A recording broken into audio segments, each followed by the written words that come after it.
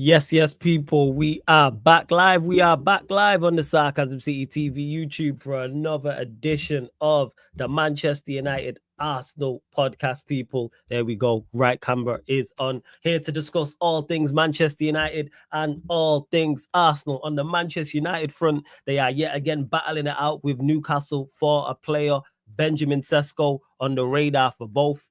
A big bid has been rejected by Leipzig from Newcastle, actually. So be interesting to see how that all transpires. And on the Arsenal front, a lot going on.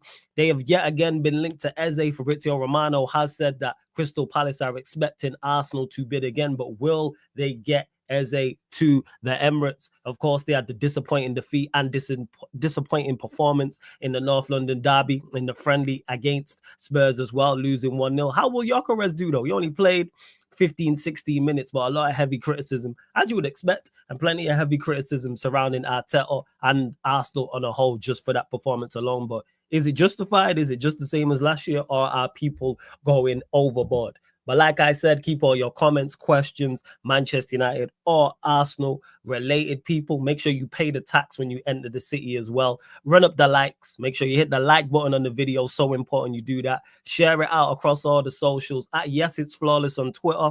At Sarcasm City TV on Twitter.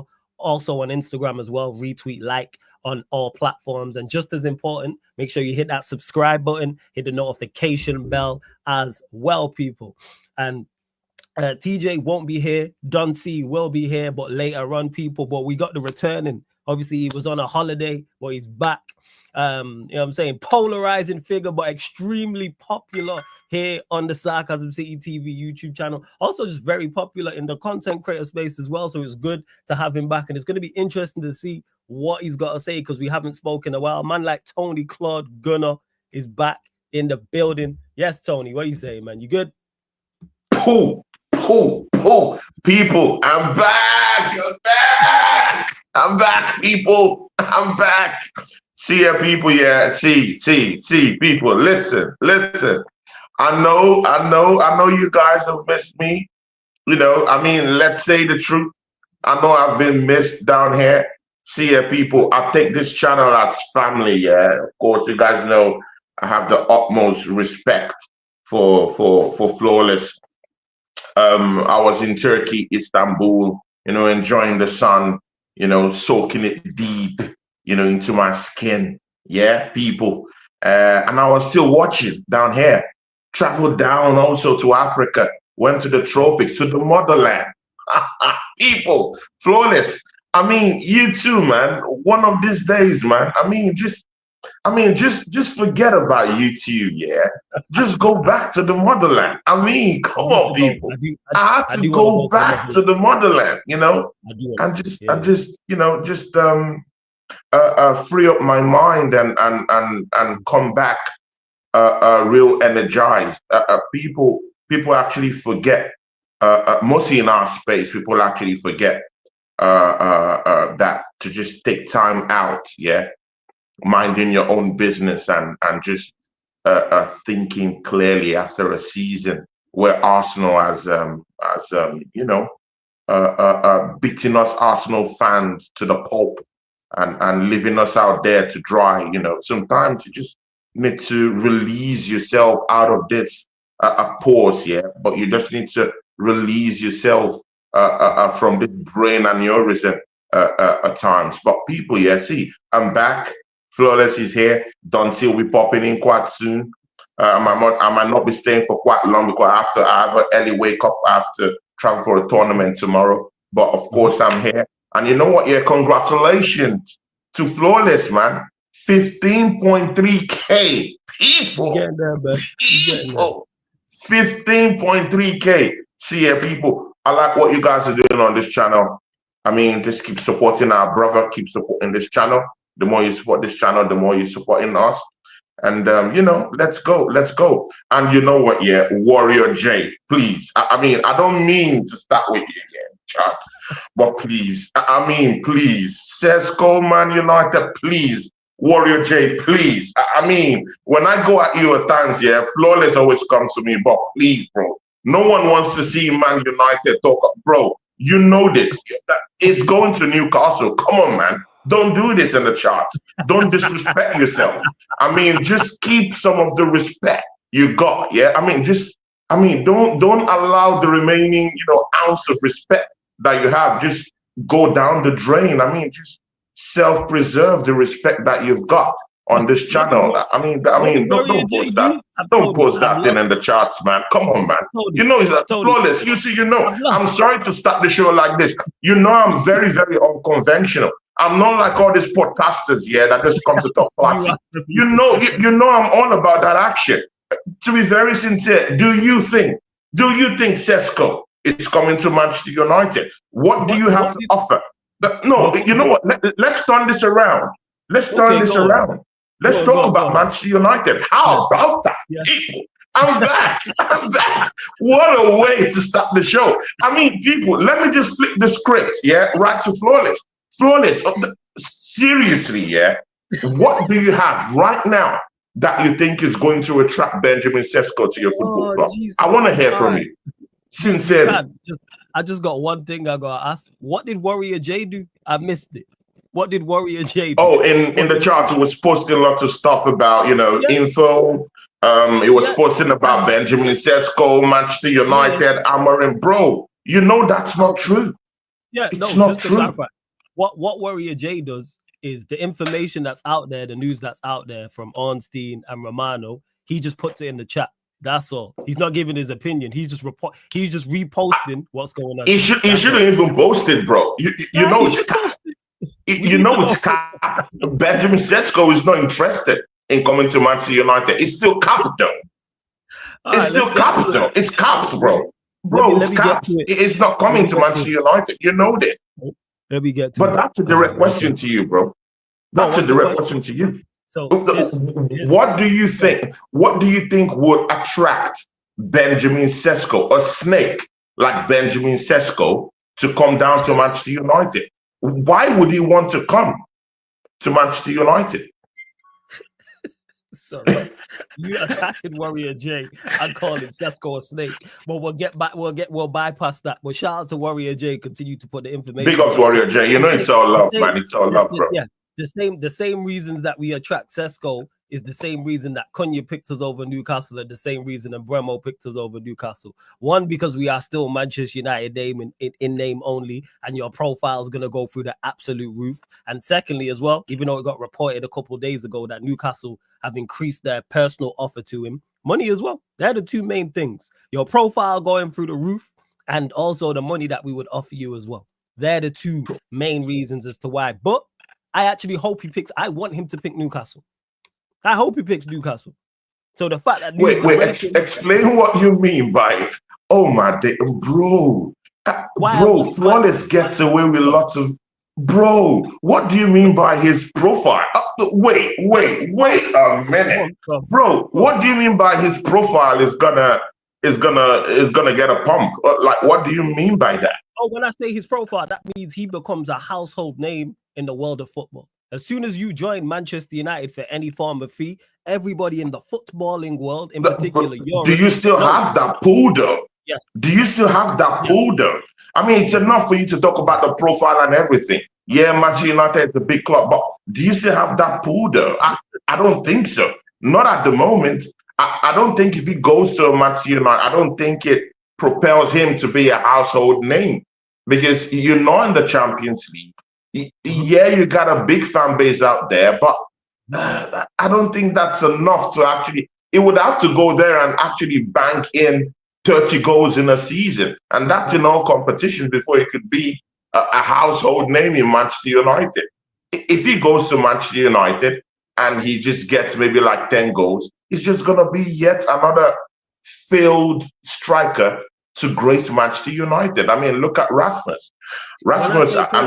He had a thriving profile in Atalanta. He came down and now he's a nobody. There's no profile bomb. He's known as a flop. Your team doesn't like him. No one wants him. There's no profile. There's no. Tony, you're missing the point. You're complete. And when I say profile, I'm not talking about what you do on the pitch. That's not what I'm talking about. I'm not talking about what you do on the pitch. You mentioned Rasmus Højlund. Before Rasmus Højlund joined, his profile was not what it was. As soon as you join Manchester United, you become known as a name. I'm talking about. Forget on the field. I'm not talking about performing at a high level. I'm talking about your pro. So when advertisers approach you, you're gonna get more advertisers approaching you. So therefore, you make more money. That's why I'm talking about. Before Rasmus, I hear you, but scoring goals becomes part of your profile. In the long run, it becomes part of your profile. You're mixing up two things. Again, I'll explain it again. No, I hear you, and I know you're correct. I completely get that. But again, when you start scoring goals, it also propels your profile in the football club. Don't act as if it doesn't matter to your profile. Of course it does, but players have been failing at Manchester United for years and are still very, very well known, still get adverts, etc., still have the most eyeballs on us, are still the most watched. So to answer your question, when you said, why would he pick us over Newcastle? 2 players have already done that. Cunha and then Bremo. Newcastle was in for them both. Why did they? So let me ask you, why did they choose us over Newcastle? Why didn't Bremo choose us over your mob as well? And Spurs? Come on, bro. You know we didn't go for Mbuemo. Come on, bro. Come on, man. Don't go down. No, oh, my days. Come on, man. Bro, you're going for the low blow. Pause. You're going for the low blow. Bro, that was a low blow. Come on, man. You know, oh my days. Flawless, yeah. Come on, man. As if no one can actually get into the boxing ring with you and just decide to have a fair fight. Bro, you're going for the punches, you're going for the hooks, you're going for the right hook. You're like Dylan White out here. Bro, come on, man. Where is the justice? Where is the justice in fighting with you? I mean, let's make this fair. The Arsenal never went into the market to go for Mbuemo. Yeah, he was someone that I feel we should have looked at, but definitely, you know, we never went for Mbuemo, and that's a fact. Bro, that's a fact, because we went for Noni Madueke, and you know this. We spent 50 million on Noni Madueke. If Mbuemo was part of that transfer plan, we would have been going for Mbuemo. He wasn't in our transfer plan. Your thoughts on that, the Madueke deal? Because we've not spoke, so much has gone on with your mob. Your thoughts on signing Noni Madueke? See, you know what, Flawless, man, it's good you asked that question, because that Noni Madueke transfer, it's quite divisive for me. At first, when I heard Noni Madueke is coming to Arsenal is actually orchestrating that move, I was mad, but I didn't know why I was really, really mad about. So it was up until when I traveled, and just kind of like soaked up all the whole talk, soaked up all the pressure about Noni Madueke coming in. That was when I actually like, okay, now I know the reason, because now I'm seeing it from a more clear perspective. Okay. The reason why I was clamping down on Noni Madueke coming down to Arsenal, it's not because of the quality of the player per se. It has to do more with where we're getting him from. When we go to Chelsea give us their trash. They give us their dustbin to actually take care of. I mean, you check the history. Yeah, I mean, lots of dead players have graced Arsenal from Chelsea. I mean, this bromance has to be investigated. I mean, I've called lots of my Arsenal friends that I talk to in the space, and they're like, you know what? Yeah, this is shit. How could we just keep going down to Chelsea and getting the trash? But again, I looked into that transfer, and I just felt that the pain I'm getting, it's not because of the quality of Noni Madueke in question. It's more about the football club where we're getting him from. I just believe that they only want to give us their trash, i.e. Kai Havertz. Yeah, people, Kai Havertz, 75 million. People, he was the key. 75 million. Bro, he's a flop. It's trash. Bro, see, we're changing beans. See, and that's one thing with Flawless, yeah. He wants to hold me accountable for my past dealings. But bro, I'm born again. All things have become new. Bro, all things have passed away. See, people, the only thing, see, people, Flores is laughing. See, people, yeah, the only thing that's constant with us human beings is change. You know, you're allowed to change. You're allowed to chicken out. You're allowed to go through the corners. You're allowed to hide. You know, so to be very sincere with you, it's clear it's a flop for our football club. It's very clear. I mean, it's like night and day. So, I mean, we brought in from Chelsea 75 million. I mean, look at the stinker that we got from Sterling. So when you look at the history of what we've got, bro, I need not to even make mention of Willian coming to this club saying he wants to win the Champions League. And man can't even get 10 games in a row. Man always injured. Man can take, 2 to 3 players down the wing and open up spaces. He can't do anything. Bro, we've gotten only trash from Chelsea Football Club. So I can understand the pain, even from my own side. But it doesn't really translate to the fact that Noni Madueke is a useless player. I don't really think so. I think he's still young. I think we can still get something out of it, And again, it's coming in as a backup to Bukayo Saka. And mind you, the depth in squad we have down that right-hand side is becoming more competitive. Max Doman, for some reason, I know we might talk about him later on.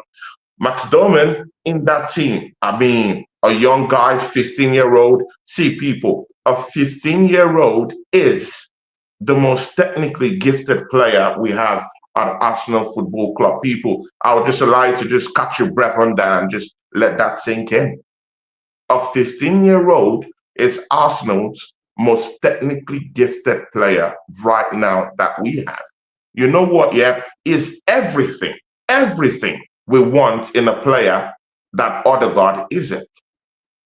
It's that guy that will come in and he doesn't want to engage in this. I know we'll talk about the Tottenham Hotspur game, might touch a little bit on that, definitely. But he's that kind of player that doesn't want to pass the ball sideways.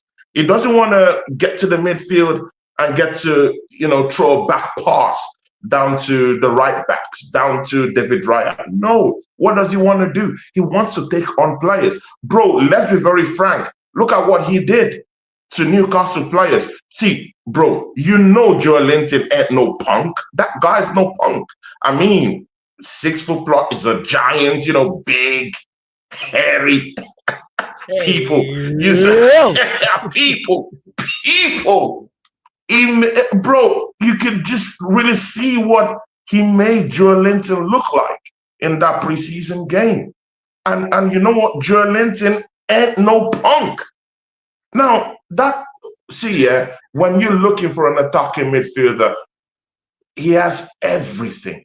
Everything. He could play down that right-hand side. He could come in from the middle. The same thing why we need Eze in our team. He can actually pull those. He can actually pull those tricks. So, do you want him at Arsenal, Tony? Eze?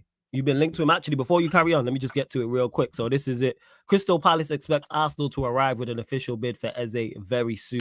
That's from Fabrizio Romano. So thoughts on this? See, Flawless. This is the fact here.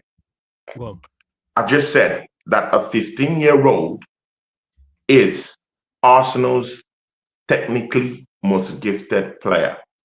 When he's drifting into spaces, he's saving spaces, is attacking those spaces while creating those pockets for other attacking assets to get in. When you look at our Arsenal team right now, we don't have anyone like that. This is something completely different, But this guy's a 15-year-old. We can't put the whole pressure on this kid. And I don't really even trust Mikel Arteta to actually even give him the necessary,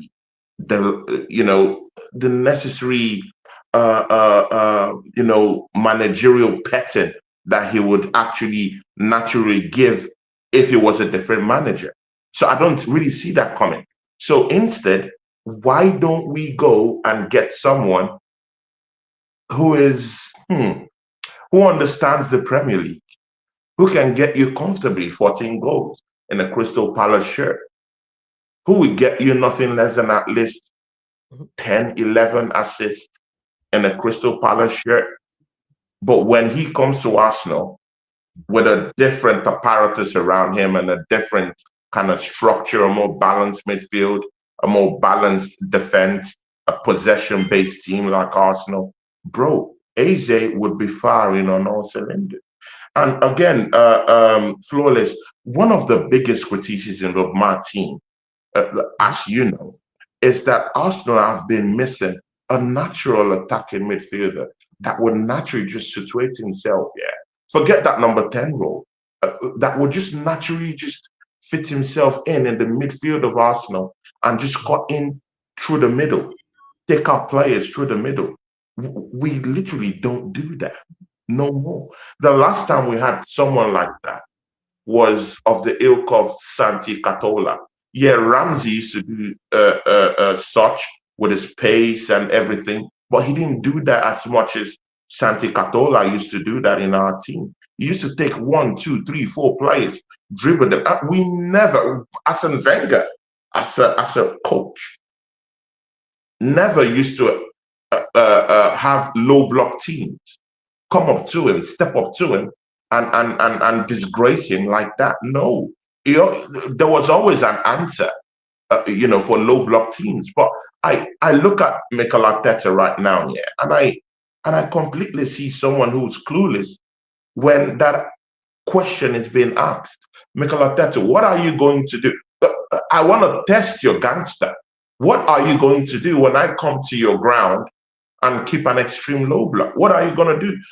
And the answer is he completely has got no answers to that. And that was what happened in that game in Hong Kong against a very, very elite manager in terms of defensive capabilities. I mean, Thomas Frank. We have to get into that space, bro. Thomas Frank. Before we do though, Tony, I got to ask you a question. Let's say you do sign Eze. Where do you think he gets played? Does he get played on the left or does he get played on the 10? See, Flawless, great question. See, people, this is what Flawless, bro. See, Flawless, this is, bro, Flawless. This is what I want to hear. It's what I want to hear. Yeah. See, people, I'm sorry, my African accent used to, just blip a little bit through my accent. But see, people, Eze, it's in his wheelhouse to be on the left-hand side. It's in his wheelhouse. It's a multi-dimensional kind of player. It just sucks that we have. I don't want to talk about the left-hand side, this evening. That left-hand side, it's better we just put a hologram down there, because the bozos and the clowns, the jesters we have down there, down the left, they're not doing anything. It's better we just put a scarecrow or a hologram and just make sure that, we have something down there to scare people. Tony, we have nothing down there. If Eze comes to the football club, he could help us out down the left wing. Okay. Because his play is kind of multidimensional. It's in his wheelhouse to also come in from the left. But personally, I would like him to situate himself in that attacking midfield role. Just be in the middle. Cut through the middle. Yeah. I said it.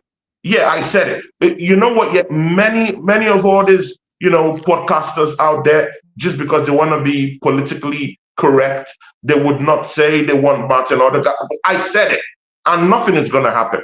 The heavens will fall. Yes, I want Eze to kind of and see, Flawless here. Let's be very frank.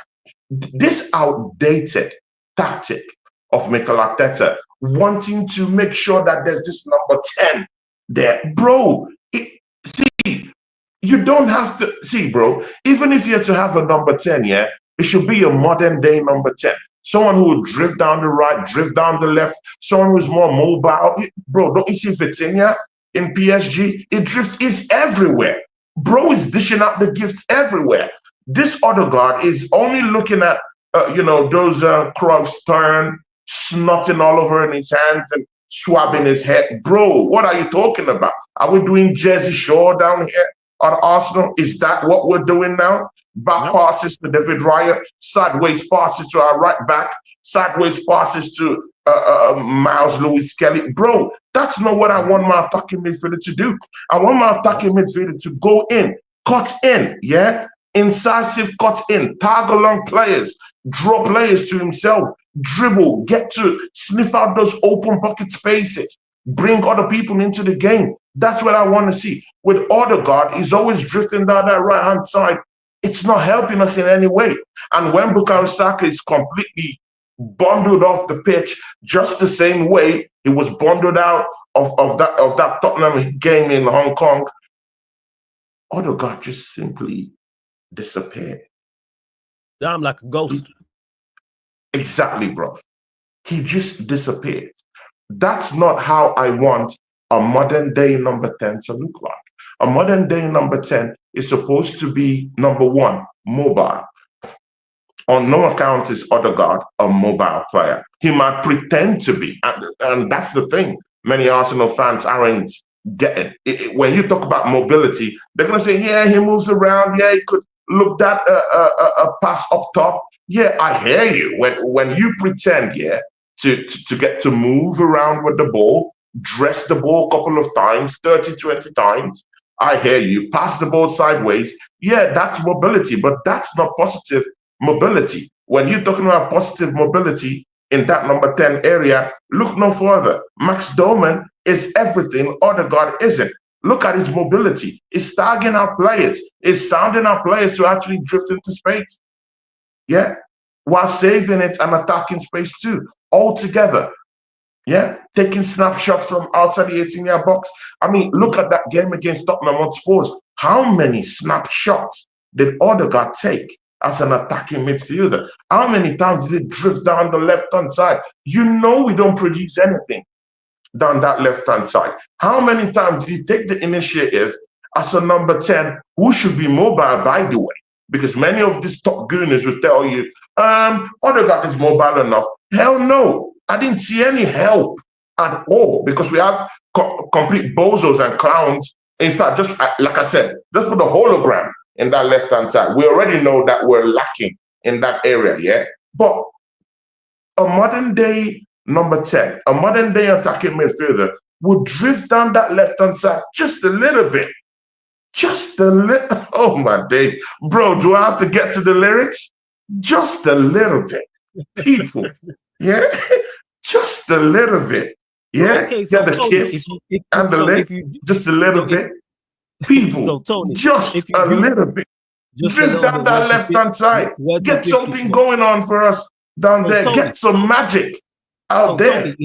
Tony, if you do sign Eze and then he plays in the 10, is the left-hand side still not a problem? Because who do you then play there?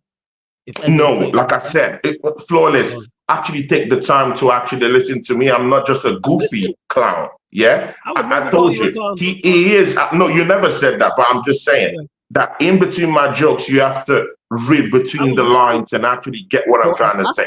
Like I said, he's a multi-dimensional player. You can't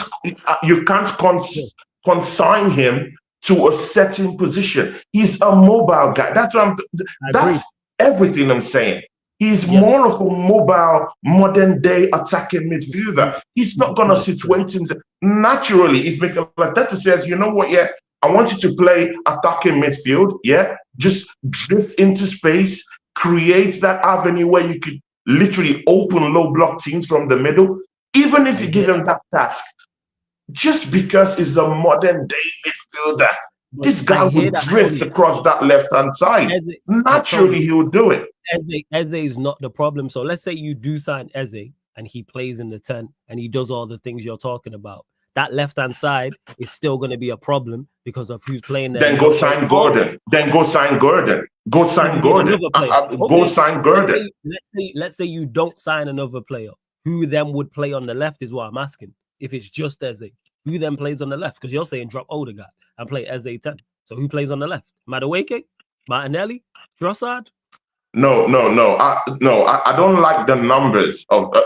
People were tempted to say Noni Madueke down that left-hand side. I hear that, but his numbers, I mean, of course, you guys know I do stats too. I mean, if you look at his numbers in terms of creative acumen, yeah, down the left-hand side for Chelsea last season when they drifted him down that left-hand side, dreadful numbers, bro. Dreadful numbers. 0 assists down the left-hand side, 0 goals down the left-hand side.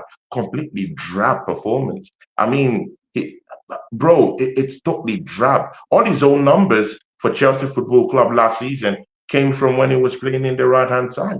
So if you're talking about drifting him down that left-hand side, he would just become another calamity, like the holograms we have down there, down the left. It would just be yet another clown, jesting to the Emirates audience down the left. It's useless to have him down there. Just buy a natural left winger who would situate himself there, i.e. Gordon. Bro, how about that? People, see, Arsenal, you need to understand, I mean, yeah, what happened to people reading books, yeah? I mean, 50 Cent, yeah, I mean, he released a book decades ago, yeah? I mean, the 100, you've heard about that book, yeah? The 50th Law you're talking about. Exactly, man. Sometimes you also have to be nuanced in understanding how to twat the plans of the enemy, yeah? Just by doing your thing, not really by actually going directly to twat the plans, definitely, but just going between the corners, yeah, within the cracks. How about this? Guys, check this scheme. Arsenal go for Gordon. Arsenal go, drop a bid for Gordon, yeah? Now, our biggest rivals for the title next season, Liverpool, is going for Isaac. How about go down to Newcastle, tempt Newcastle, tell Newcastle we want Gordon, and then when they do sell Gordon, then they can be able to face up to Liverpool and tell Liverpool, see, we just lost Gordon. So sign two. I don't think we want to sell Isaac right now. In doing that, you Flores, let me finish this scheme. In doing that, you get Gordon to your team. That's your left wing solved. And in the other way, even without directly hitting Liverpool directly, you've already twatted their plans of getting Isaac to their tough. Because if they get Isaac, night. We all know that. So, I mean, Arsenal. So, yeah. Keke Letso, big up as well. I hope everyone's blessed. I don't know what to the plan. So you're saying not only bringing Eze to play 10, you're saying bring in a left winger as well. Okay, that's fair. And speaking of Arsenal's attack, you got Victor Gyökeres. Thoughts? Because me and you haven't spoke. Thoughts on getting Victor Gyökeres? You happy about the signing? How many league goals does he get in your opinion, etc.? Thoughts? You got Victor. I saw people. See, yeah, flawless. I saw people already judging Victor Gyökeres in that Tottenham Hotspur match, man. I mean, disgraceful, man. Come on, man. Our manager, needs to take a very, very hard look at himself, after what he did in that Tottenham Hotspur game we had in Hong Kong. I mean, you're looking for a goal and you have a 65 million pounder. People, pause. You have a 65 million pounder down there on the bench, sitting, wasting away. And you brought him in the 76 minutes to do what? I mean, to literally do what on the pitch when you're actively looking for active shooters down there to get you goals. And you bring the most little striker in the last 2 seasons I've seen in Europe. One of the most dangerous max assassins I've seen. See, people, just in case you've forgotten, yeah, Gyökeres, I've seen him do dangerous things. I've actually witnessed. I mean, people, yeah, I know most of you don't watch the Portuguese league, yeah, people. I mean, I know most of you don't watch it, yeah, but people, man, I've seen this guy, yeah, actually put a leash on someone like Andre Silva. People, Andre Silva. These are the people you like to hail. Yeah? Andre Silva completely dog walked him. I've seen Victor Gyökeres actually make Pepe look like paper, bro, like paper bin. Yeah? I've seen him completely make Otamendi look like a clown, like a jester. Yeah? I've seen Victor Gyökeres actually make someone of the ilk of Carisi, yeah, look like complete garbage bag. And Carisi is actually getting a one-way ticket down to Real Madrid. See, people, this is one of the most dangerous strikers I've seen in a decade, bro. Yeah, one-on-one, completely an amazing player. Is someone you don't want to face one-on-one.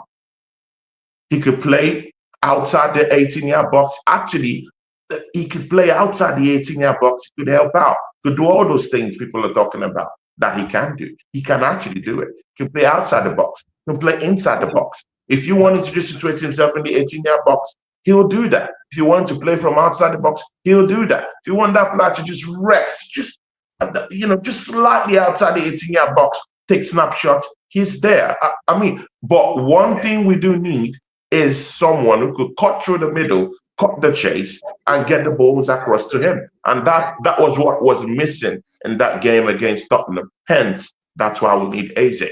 Someone who will cut through the middle, you need Eze, open up the slow blocks, and just get us goals. That's big up to Don C. Big up to Don C, man. Hey, Don C.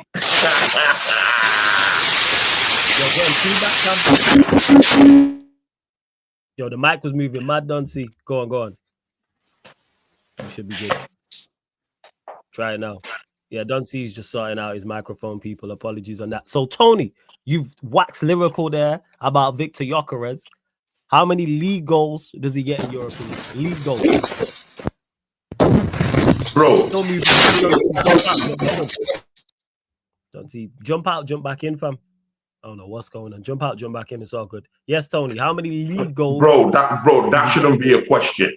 I've literally seen you because, guys, I've been watching my brother Flawless from outside. Yeah, when I was on holiday, when he was asking all these goonies, and bro, they look perturbed. They can't answer the question. Bro, easy. In this league, he gets to 25 goals. Easy, bro. 25 league goals. Okay. 25, bro. I'm talking of the league alone. 25 goals, he gets it easy. Yeah. There's no question. All season, he gets 30, 35 goals. Easy. With the kind of players I'm looking at in terms of recruitment before the end of the transfer window, if Eze comes here and magically we get our hands on someone like Gordon, who would help us out with the holograms we have down there or the scarecrows we have down there in the left-hand side, we could literally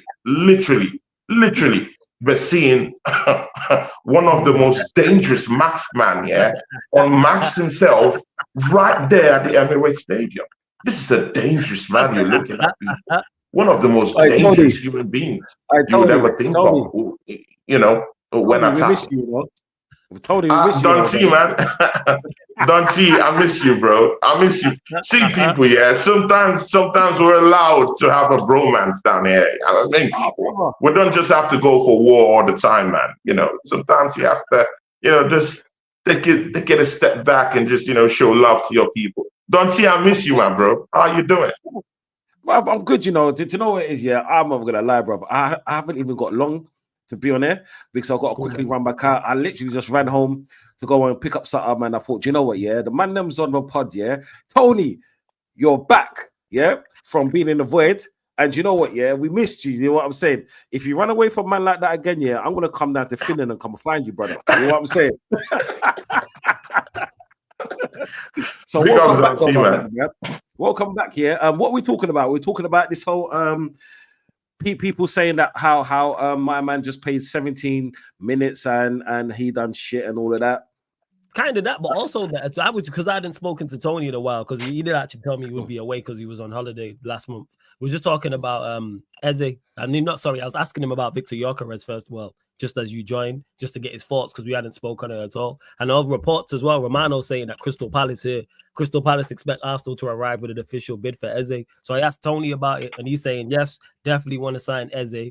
he wants to see him played as a 10. So I'm saying if he plays as a 10, you drop in Odegaard, and then Tony was talking about how bad your left-hand side options are, and he's saying, hey, go get Gordon. Not only does it solve our left-hand side problems, it also could hinder Liverpool from signing Isak from Newcastle as well, which I do understand. Your thoughts on Eze? Are you a fan? Not a fan? Do you want to sign him? If you do, where would you like to see him play as well? That's what I'll ask you. Done. Do you know what? Yeah, I'm a very big fan of Eze, because even when he was in the Newcastle team, I thought we should have sold him. I mean, we should have bought him. You know what I'm saying? Like 2 seasons ago, because he's a baller, bro. You know what I'm saying? Mm-hmm. It's not the fact that he can play in the 10. He can play in the left wing. He can play in the right wing as well. He can even play as a false number 9. People don't actually understand that. He's a very good baller, and he will be a very good addition to the team. Yeah, it's more of, are we if we can sign Eze, or when are we going to sign Eze? You know what I'm saying? Just because he for us, he can, but because he can play in multiple positions, we don't actually need Odegaard. Or if anything, let me put it this way: if we sign Eze, Odegaard is on notice. Yeah, and that's what we need. You know what I'm saying? Because he's the 10 that we didn't actually realize we needed. Okay, people like me and Tony, yeah, we know we needed someone like Eze, yeah, but this goes out more to the Arsenal sexual fans, yeah, that believe that Odegaard is the bread and butter, yeah. Do you know those fans that's like, oh, he's only had a bad season? No, he had one good 18 months. That's all he had. In 3.5 years, he had a good 18 months. Do you know what I'm saying? Yeah, he's probably had a worse time here than he had playing any sort of football. And the only time he looked like he was good, guess what? We had Jesus in the team, right? So with someone like Eze, maybe that's a breath of fresh air, yeah, and a good breath of fresh air that we actually need. Because I do not trust Odegaard not one bit, my brother, not one bit. And the only reason why I can say I don't trust him is because of what we've previously seen from him. You know what I'm saying? So when it comes to Eze, I'm an amazing fan. Is he gonna light up Arsenal? I don't think he will, because what he's shown at Crystal Palace. Well, how many goals did he get? I think he got like 7 or 8 goals in the Premier League last season, and like 3 or 4 assists. I'll tell you now. Yeah. So I'm not saying he's going to come to Arsenal and like let's say set Arsenal's team alight and all of that malarkey, but is he better than what we have? Hell yes. You got 8 goals, 8 assists last season in the league. Yeah, 8 goals, 8 assists, right? And how many did Odegaard get? Because when people say to me that he was injured for a long time, he wasn't injured for a long time. He probably was injured for no more than a month of the season, and he took a week off when he had a child. This is what I'm saying. But then after that, like he was playing, but yet he was probably the most subbed captain, yeah, in the Premier League last season, or let's say in the last 2 seasons, right? So if we're going on the stats version, Odegaard last season got 3 goals, 8 assists. There you go. 3 goals and 8 assists. So I'd rather take the 8 goals and 26 starts. That was because he had 4 sub appearances. So in 26 starts, you got 3 goals. How many starts did Eze get? Eze got 1 second. I'll go back to it now. Give me a second. Eze got 24 starts. 24 starts, yeah. 27 appearances overall, 3 appearances off the bench. So you're telling me that Eze had less appearances and he had more goals than him, yeah? And I swear there was 1 or 2 of those goals. Tell a lie, I got it wrong, my bad. No, sorry, that was the season before. So yeah, Eze got 34 appearances. 31 stats. Yeah, 31 stats. Okay, 31 stats. But then regardless, like who is it? I think Odegaard had like 2 penalties, because there was a time when I think Saka gave him a penalty or 2 just to actually get him scoring again. Yeah. And there was 8 assists. Like, come on, man. Like, he's been playing poor all season. Like, he's been playing poor for let's say the last 2 seasons. You know what I'm saying? He had 1 great season when he set the Premier League alight when he actually signed the team. But then after that, he was just piss poor. So if we're talking about who do I want in the team right now? I'll say it's Eze. And even if and to be honest, even if we got both of them, and even if we got Eze, guess what? It makes Odegaard realize that, do you know what? Yeah, you're not guaranteed starter in this team anymore. And this is all I want. Yeah, Yes. I want man to push, man. I want man to put man on notice to say it's like, okay, cool. Now that you're starting to play, now that you're playing shit, yeah. Now that I've come into the team, if you're not giving the team what they deserve, and that's meaning the goals and assists, and do you know what? Yeah, okay. Take away goals and assists, for example, right? If we're just talking about just playing in the team, man like Odegaard is our captain. If you're not giving us goals and assists, you have to be giving us work rate. You know what I'm saying? And the only thing that is giving Arsenal is hair flicks. So if like every other captain in every team, because when we're talking about captain, we're talking about warriors. And the thing is, yeah, because I've been on streams of people when they say, oh, Don, you're a bit too hard on Odegaard. Motherfuckers are captain. You get what I'm saying? And that's the difference. So if you're a captain, yeah, and you're a number 10, you know what I'm saying? And you're this amazing player that fucking did this wonder kid that Real Madrid was so happy to get rid of, yeah? And you're not giving us the numbers, you're not giving us the performances, you're not giving us the game-changing moments. Why the fuck are you in the team then? Why are you starting? You hear what I'm saying? Yeah. So if Eze is going to come in the team, and either you're coming into the team to push man or push man out the way, you know what I'm saying? Then sign the team. You know what I'm saying? I want Eze in the team because, like, he's a game changer. Yeah. We've seen that off the bench. Odegaard's not a game changer. When he's playing, he's definitely not a game changer. You know what I'm saying? So, why are you in my team? They say a captain is supposed to represent the manager. Yeah? We've had fucking Bergkamp as captain. We've had Vieira as captain. We've had Tony Adams as captain. We have Thierry Henry as captain. Yeah, game changers. Yeah, you got Odegaard as captain. Yeah, like either you're gonna change the game, yeah, or fuck off. You know what I'm saying? So like this whole Eze thing, I'm hoping that we sign him. Like I can't wait.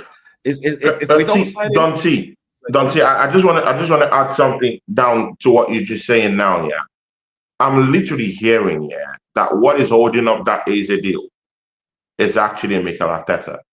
That's the word on the street. I'm hearing that there are concerns in the boardroom, mostly with Mikel Arteta involved, that he has his reservations about Eze. Yeah. Tony. And they said that literally, like seriously, they said that's what's holding up the deal. And I can see that happening because he doesn't want Odegaard. He might not be in the same space that we're in with Odegaard. We're talking about Odegaard right now and everything he's not doing, but he might not be seeing it from our eyes. He's seeing it from Arteta's eyes right now. Yeah, but then Arteta's an idiot, and then you see what's holding us up from winning a trophy. In your opinion, Arteta, bro, there you go. Has to be the manager. There you go. This is what I'm saying. If like he's not gonna like he would rather buy. We all know he would rather buy a defender, and in glorious Arteta style, he buys a defender. Yeah, his second signing of the season was a defender. You know what I'm saying? So we all know that if we're going to put our trust in Arteta to do the right thing, literally just do the right thing. Yeah. We know that we can't trust Arteta, yeah. So when you're telling me this about what he's with the with the Eze deal, I know it's Arteta because when it became Madueke, guess what?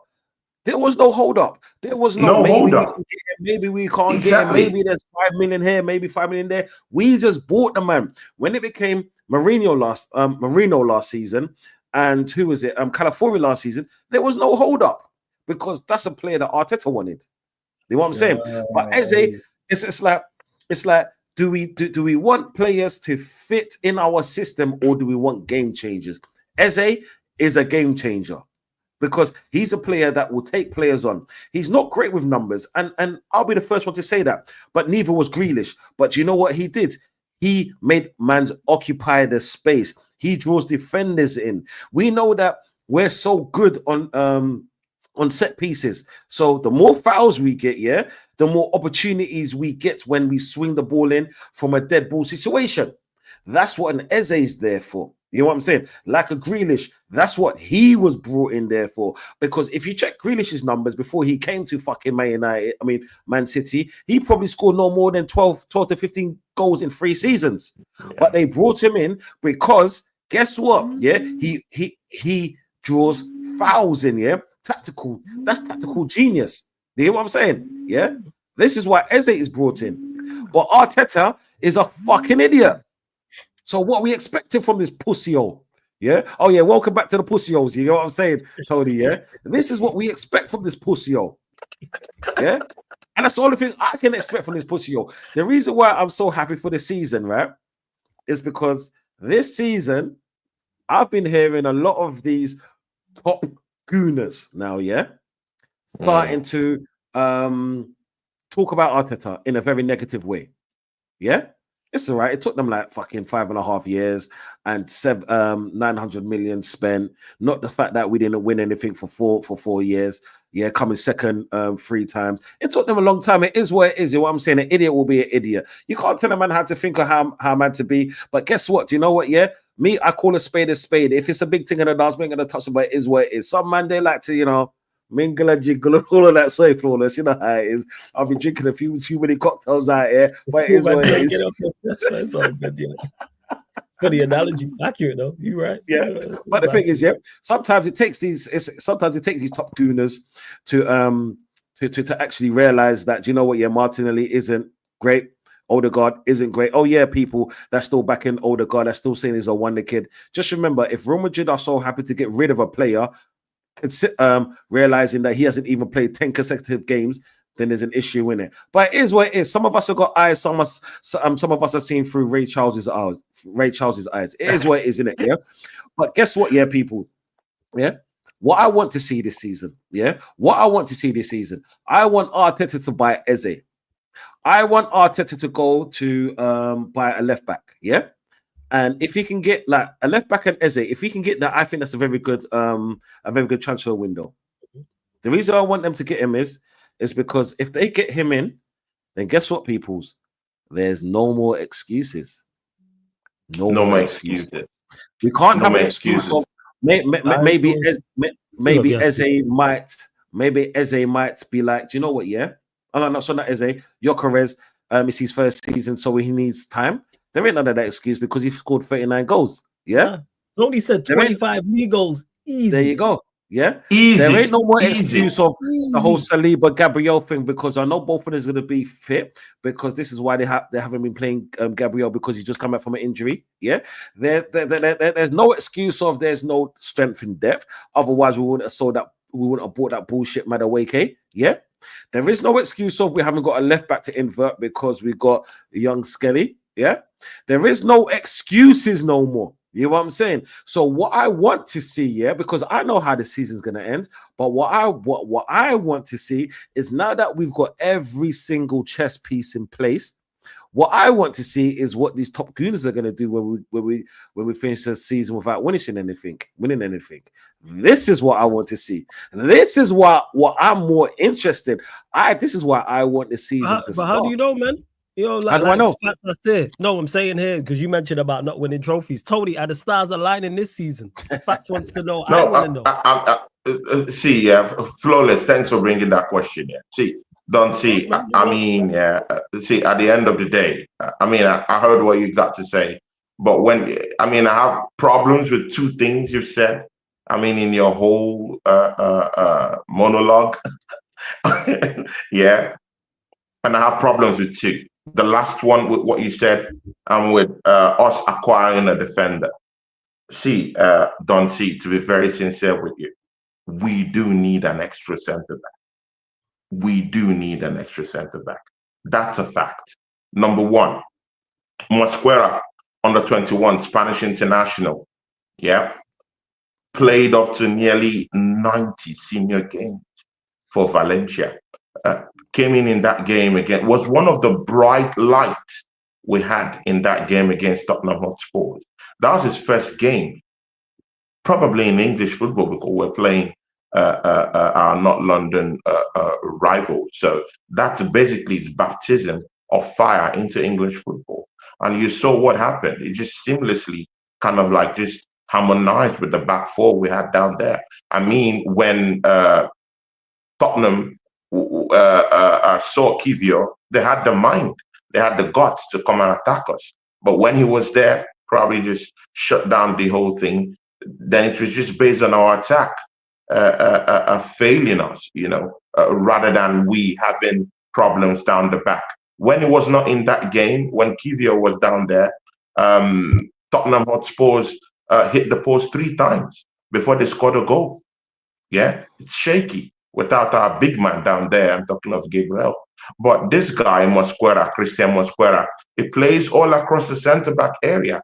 Could play in left centre mid, is more right-footed. He can play in right back. And brother, I hope you saw what has happened to Benjamin White. It just looks like gunpowder, bro. Not even gunpowder. It now looks like plant powder. I mean, it's useless down there. Yeah, but you got to remember, useless. So if you're thinking about it right now, you could actually still use Mosquera down that right back area if Timber is run to the ground by this manager. When Saliba's head got turned by that knock, you guys know, don't see, when Real Madrid knocks on the door, it's a different kind of knock, yeah. You either think about it or it affects you mentally. There were lots of times last season where even me and you said it, that this knock is actually affecting William Saliba. I'd rather go now and get that centre-back into the team than see Saliba leave in general. Because, Saliba he's a world-class centre-back. He'll be looking at what Mikel Arteta is doing right now, and he'll be saying, bro, can I take any more bit of what is going on around here? Rather than me staying down here wasting my time, I could actually go with the champions, roll with the big boys, get a box in Real Madrid. Bro, get my own private palace that they're going to give to me. Why should I kill myself down here and win no trophies? And I don't want to be put in that position where we're going to lose Saliba to that different knock by January, because that's where it's going to. And then we're struggling to have a centre-back who will come in and help us. With this Christian Mosquera's signing, it totally covers those spaces. So with what you were saying that, he had to go get a centre-back, I think we really needed that centre-back. Lastly, you talked about looking out for what top gunners would say when we fail at the end of the season. I mean, it's all good, yeah. It's all good and okay to talk about these things. I hear you. But I don't think we should even really concern ourselves with another man's opinion. They're all Arsenal fans. They think differently. Yeah, people have their own opinions. I think the end goal for us is to actually hope every season, when we get into every season, even if we've failed multiple times, let's go into the season having this mentality that, despite whatever we're feeling, despite what we've seen, let's hope for the best. Let's just hope for the best. Let's just as a hope thing, yeah. Look into the season and say, I don't care what top gunners say. I want to go into the season winning trophies. How about that? Then when it happens, then we criticize the manager and continue the push in actually helping us out down here from a critique standpoint, rather than hoping we fail so that top gunners will be shut down. I mean, doesn't really make sense, innit?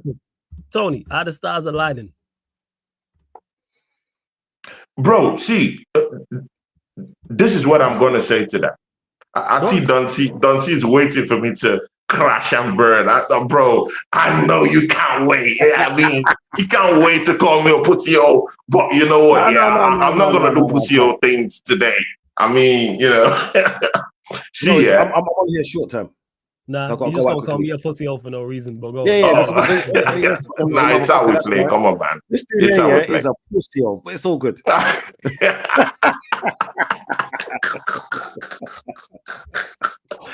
See, flawless. See, yeah, that's a more deeper question. Yeah.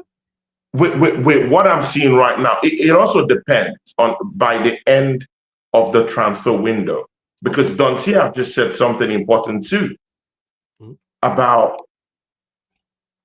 the board giving Mikel Arteta what he needs. Now, flawless, if we go and get Eze, that attacking midfield problem is solved. If we go get maybe a Gordon or Rodrigo, it completely seals that recruitment side of things. The board has completely cleared their hands of anything for footballing reasons why we should not win a trophy. So by the end of the transfer window, they must have given Mikel Arteta one of the most lethal strikers in Europe, no questions about it, in Victor Gyökeres. They must have given Mikel Arteta Eze, one of the most feared attacking midfielders in the EPL, come to our football club. And if they go and do good business with what I'm hearing Rodrigo, I'm hearing Gordon in some quarters. If they go and bring that, and we already have a centre back that already looks like a hybrid of Saliba already in Christian Mosquera. It's too early. It's too early to say that, but he looks good. He looks good, you know. And you have your Zubimendi in it. Bro, they must have given him every goddamn thing he needs.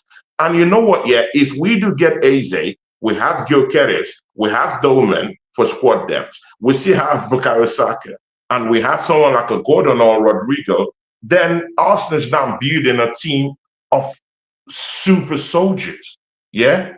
A team of super soldiers. See, people, yeah, I've seen a team of super soldiers win league titles, even without the manager becoming the nuanced kind of guy that would not necessarily win them the league. When AC Milan was winning Scudettos here and there, it had nothing to really do with the managers per se. This had super players who really knew how to kick the ball around. When Real Madrid assembled the Galacticos, yeah, people, yeah, they never really needed a manager to actually tell them what to do. They just need to show up to the park, kick the ball here and there. They don't even need the manager for anything. And they win the Spanish La Liga. I've seen it in the French League. Oh, when Lyon was winning multiple titles, bro, nearly up to 6 in a row. I've seen it happen. They change managers. Bro, see, I've seen it happen. Yeah, where teams assemble a team of super soldiers and it's just go in and win. Same thing with Pep. Assemble a team with super soldiers. At a point, you just have to send Mikel Arteta to go coach. So, I mean, if that's the same thing Arsenal is doing right now, assembling a team. The Avengers, man. At the end of the season, because we have individual players that might be able to carry the team rather than Mikel Arteta doing his job. So I don't know. At this point, let's just see what the board does at the end of the recruitment period. And then we can make valid statements like that on whether the stars would align. Let's just see how the window closes. If we bring in Eze, we bring in Gordon or Rodrigo, bro, the stars might align. So it's on side. It's on signings, people. That's what. Okay. Do you know what it is? Like Tony. Like I love your euphemism and I love your positivity. You know I love that for me. This is what I'm saying. But do you know when you say it starts talking about the Galacticos and stuff like that? Yeah. Where's our Zidane? Where's our Figo? Where's our Ronaldo, the original one? Yeah. Even Beckham. Where's our Carlos? Because he's a proper left back, right? Yeah. So we got to put things in perspective. When you say a manager to coach, but for 1 year, he like this dude is a failed manager. Like 3 seasons ago, yeah, was one of our best times to actually win the league. Yeah, we didn't. We spent like 93% of the time on top of the league. Yeah. Last season, look at that. 2 seasons ago, look at that. Do you know what I'm saying? Yeah. So it's like even, well, we could spend 2 billion, yeah, in this window. I don't think he's going to win anything. And like I said, I get what you're saying, just because he's tactics, yeah. And even when you're talking about Saliba going, if Saliba wants to go to fucking Real Madrid, then he can fuck off, mate. He could take him and his phone with all of his nastiness on it and go fuck off and do that shit in Real Madrid. You know what I'm saying? Go to Vinicius' house and do that kind of fucking bullshit. You know what I'm saying? Bro, I'm not here for this player over club thing. Because to be honest, we will always get another fucking Saliba. And let's be realistic. We always find these gems. You get me?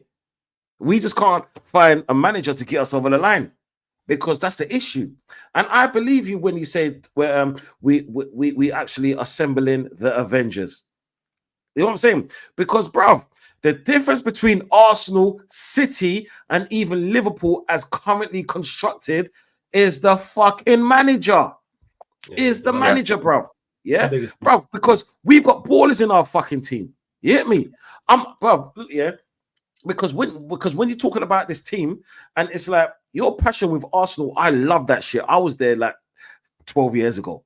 You get me? 10 years ago. I was there, bro. When we had the Carzulas, when we had the Nazaris, when I thought we was gonna fucking win the league, then Leicester fucking took it when Welbeck scored against Leicester, that fucking header after coming on in the 80th minute. Yeah, I was going this, bro. I was going crazy, bro. I went mad, bro. Yeah, and guess what happened at the end of the season? We won nothing. Yeah, and that's when my hope dropped. That's when my passion was like, do you know what, Don? Right? We need to change things up. And Arteta is in that same mode, unfortunately. Because when you're talking about player for player, has Man City player for player got a better team than Arsenal? No, they haven't. In places they have, but then as a team, I don't think they have.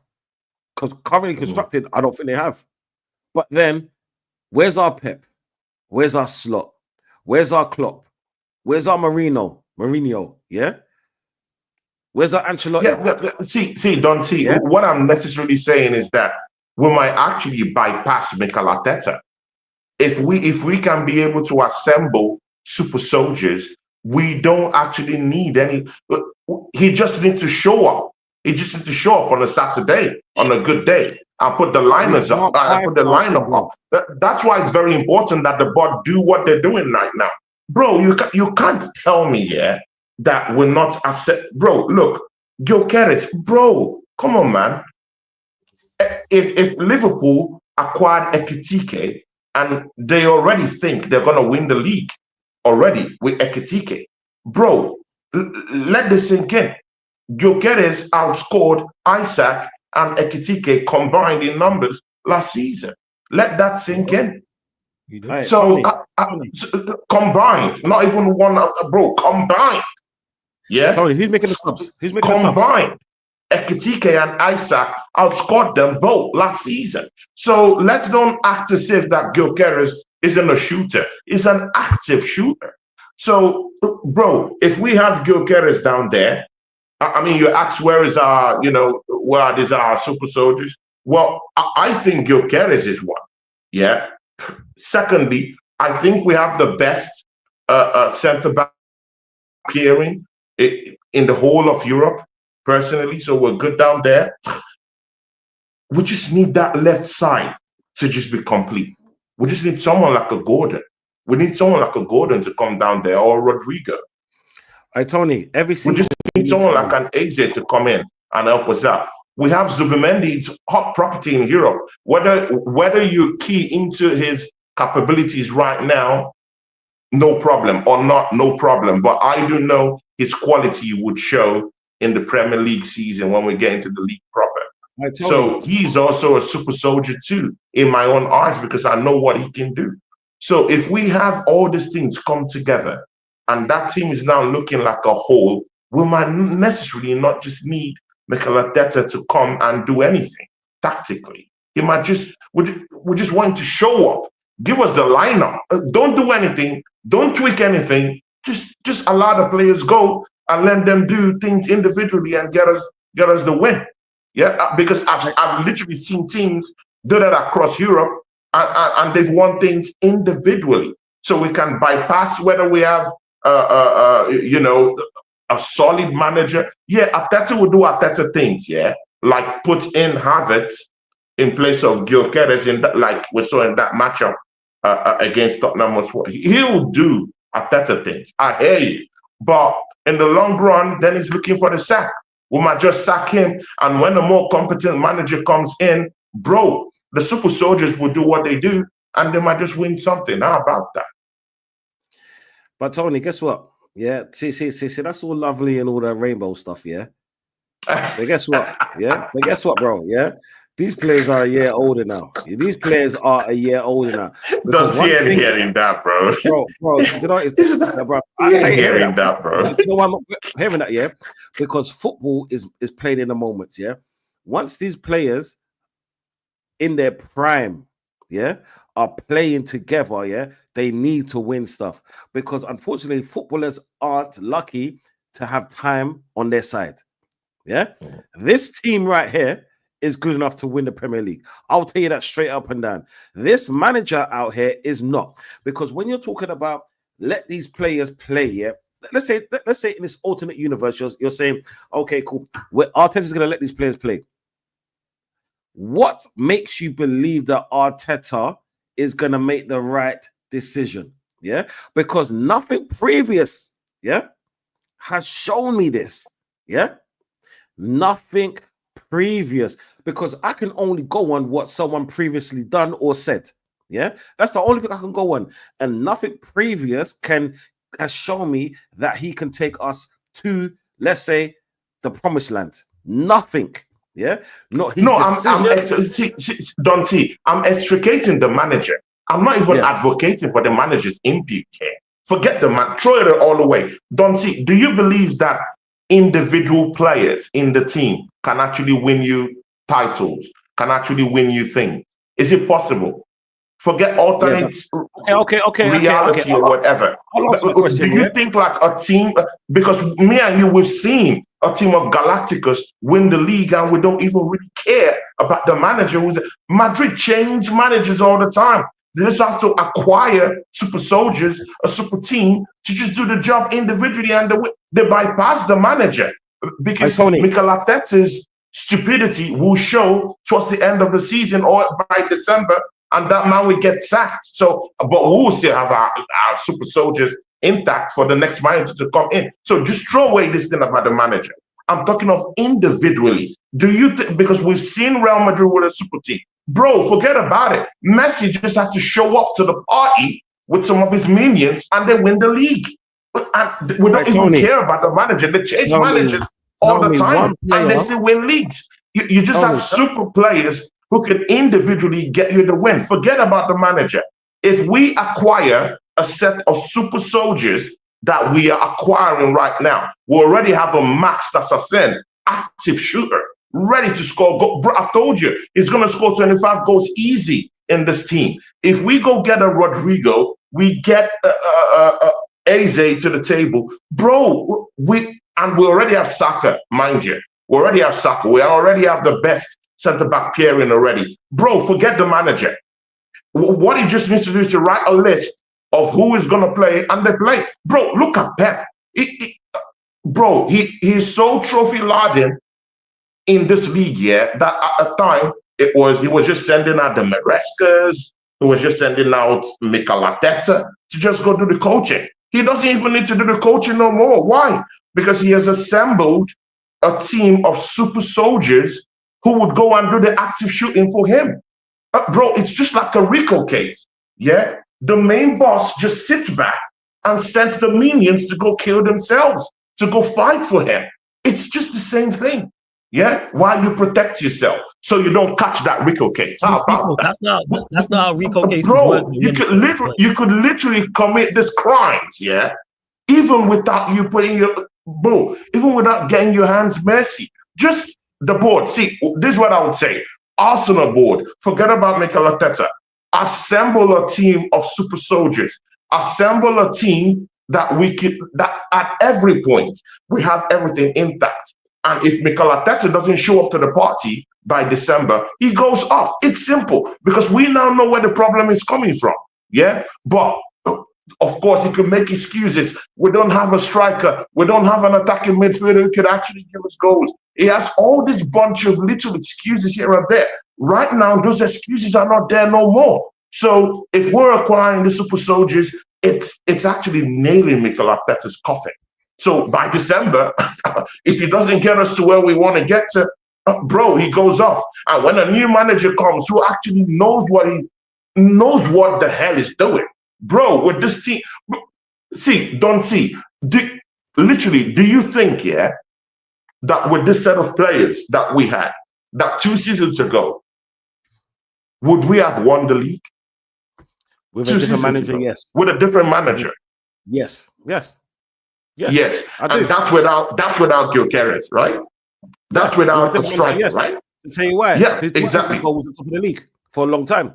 Yes, I do. To tell you why. Exactly. So now reimagine that team with a Gyökeres and with a good manager, with a team of super soldiers. But the thing is, and a manager that actually literally has the mentality to win.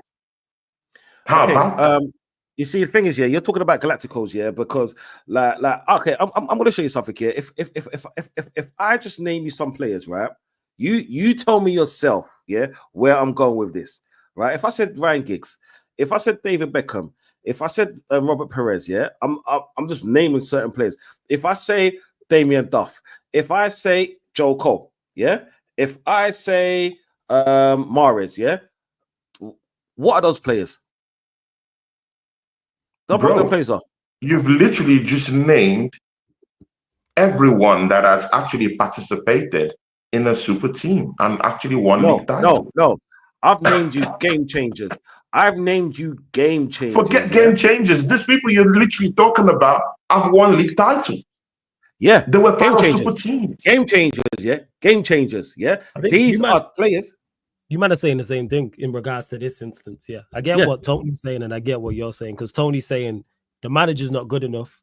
Bring in talent and the talent will get us over the line, which I do understand to an extent for the next guy. So I hear him on that. But obviously the frustrating part is if you had a better manager, you would have won a league by now. But your team is capable. I've said this. I think with Gyökeres, the talent is there. But we know Arteta is the guy that's slowing it down. But before we continue, run up the likes, you lot. We're one short of 50 likes. Hit the like button on the video. Get your final few questions in. Before we close out, make sure you subscribe to Tony's channel, Tony Claude Gunner TV. The link's in the title right now. So you click the link, opens up a new tab, and you can subscribe to his channel. His link's also underneath in the description, not just on this live stream. Actually, I'll believe in now, people.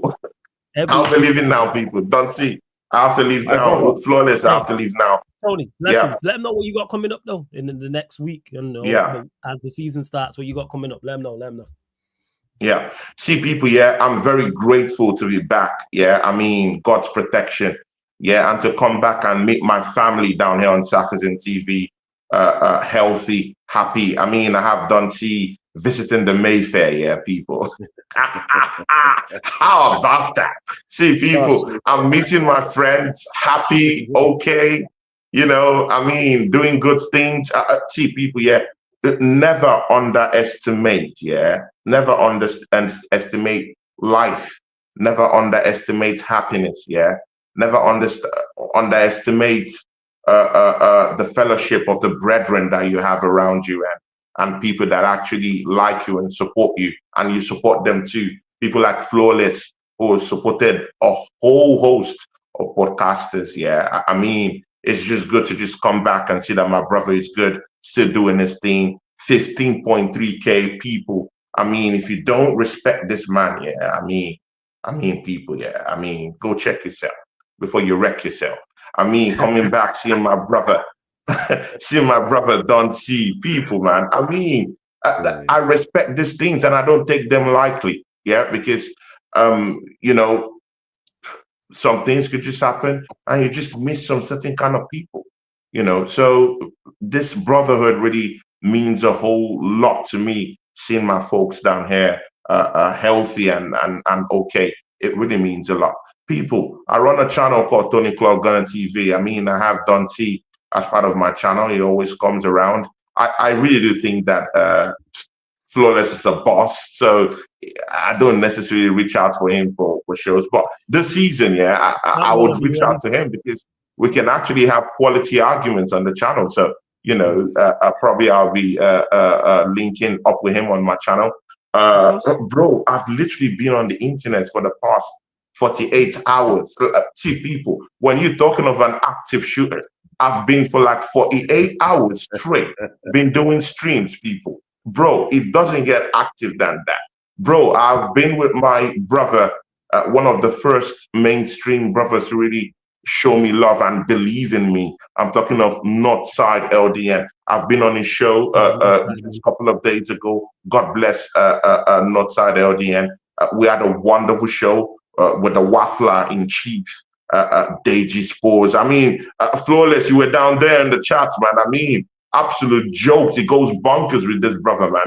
So, I mean, people, I'll be bringing in tomorrow, live on my channel, Reloaded, the Tottenham Hotspur bomb rum shaker. Yeah, people, Deji Spores will be gracing my channel tomorrow. People, it gets a little bit, get a little rough with me and this brother. People, Reloaded, we're back. Me and Deji Spores. Tomorrow, I'll be having him back on my channel. 7 p.m. UK time, me and Deji going head to head. People, see, I'll be on Sakazin TV next weekend.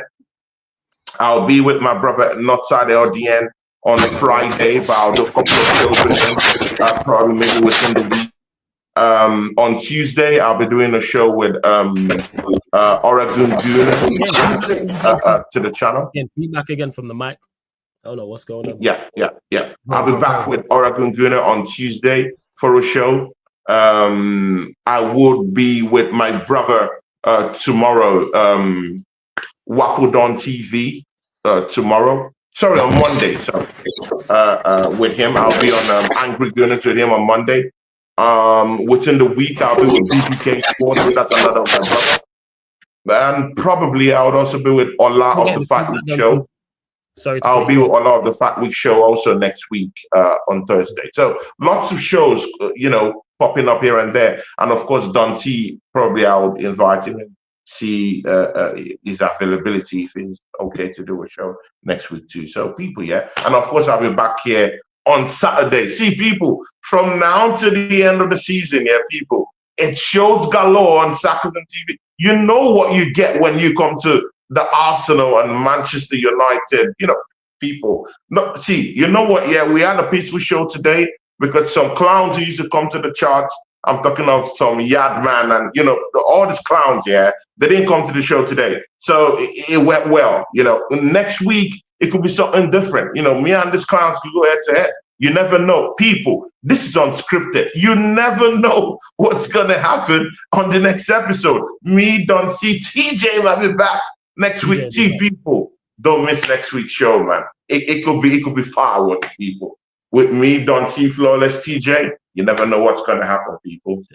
There you go, people. So subscribe to Tony's channel. The link's in the title, Tony Claude Gunner TV. His link's underneath in the description on every single live stream on the channel, not just the United Arsenal show. It's on the featured channel page. Or if you don't want to be lazy, you can just go to your YouTube search bar, type in Tony Claude Gunner TV as you see it there on the screen, and make sure you go subscribe. Not only if you're an Arsenal fan, if you support me and you want great content, because he just doesn't have Arsenal fans over there and is not only talking about Arsenal, over there as well. And make sure you check him out when he's on Northside in particular, because Tony with Northside and Deji, hey, them shows is great. Shout out to Deji Spurs. We got my guy Northside. Make sure you subscribe to Northside LDN as well. Should be all right now, Duncy. I think it's because you had the tab open. But yeah, Tony, blessings, yeah. All right, man. Peace, people. Duncy, I catch you soon, yeah. Peace. Yo, your mic's still moving, man. Yo, Duncy. Yo, jump out, jump back in, fam. Jump out, jump back in. Yeah. Because it might be sitting on the laptop. Done, so you'll be back in a second. I know we haven't got to Manchester United, but we will. You lot continue to get your questions in. We're still one short of 50 likes. Big up Shamsis, big up Flawless. Take note. P110 Flawless. I heard it. Big up. That is taking it back because that is years ago. That's got to be maybe a decade, 8, 9, 10 years old. You know, it's ironic that you mentioned that. This is the same jacket I was wearing in that freestyle. The hat's different, but this is the same jacket because it was just outside Birmingham. Man, shot that still. Shout out to P110, man. Yeah, man, I enjoyed that. One of my favorite freestyles, to be honest. think Duncy should be back now. You good, Dun? Yeah, can you hear me now? Yeah. It's just that static. Every time you were going on the mic, it was static. So I don't know what it was. Bro, it's just one of them days, bro. Do you know what it is? I think I've had too many fucking drinks and all of that. You get what I'm Probably saying? StreamYard. Probably something to do with StreamYard. Bro. It is what it is. It's just adding to the brilliance of what Arsenal's not going to do. Do you know what I'm saying? But it is what it is. Now, big up Tony, like, you know what I'm saying? That's a real brother right there. I know me and him go back and forth and all of that, but that's my brother in it, and it is what it is. You know what I'm saying? Did you know Tony? Tony's that little brother, yeah, that don't listen, but I still love him. You know what I'm saying? That's family right there. So it is what it is. Bad thing. And Cheese, was it 12 years ago? Sham, 12 years ago that video was uploaded. Yeah, it was somewhere. It was just outside Birmingham. We shot. I can't remember the place, but it was literally just outside Birmingham where man shot that freestyle. And Sham goes on to say Duncy need his own channel for real. Soon good, man. I know Duncy's. He's working on it. You know what I'm saying? So you lot go and get Duncy's channel, and of course we go support. Of course you'll see myself over there when he invites me, and the rest, everyone else you see over here as well. Whenever he invites me, I'll be over there. And speaking of Manchester United as well, still a lot of news surrounding Sesko, and there's a lot of different news as well. So similar to Isak to Newcastle, people don't really what's going on. So because I seen reports saying that Leipzig had rejected Newcastle's bid, but then this report here is saying different. So who knows? Leipzig haven't accepted nor rejected Newcastle's bid for Benjamin Sesko. Manchester United are still fully in the race and have made it clear they're ready to enter the bidding. So that's from Sky Sports Germany. And like I said, I did see reports saying Newcastle had the bid from Newcastle had been rejected, but it's big money. We're talking, I think it was like 75 million euros, I think, plus 5 million on Adams, which is 80 million euros, which is like 70 million pounds, which is way too much. And this, again, the biggest surprise to me in regards to this is Manchester United is that there's money there. Because how we ended in bidding, we haven't sold no one. I fully thought we would sell to buy, but clearly not, because we're entering bidding here for Sesko, and we haven't sold anyone. So that just makes the whole deal with Mbeumo why it took so long, when clearly the extra money was there. Clearly the money was there, as we did get Mbeumo for the extra 5 million that Brentford wanted. And now we're going in for Sesko. With this, the price point, people, that's my biggest issue. As much as I don't want Sesko, because I'm not really, like, I just see it really as underwhelming, and I think there's miles better options.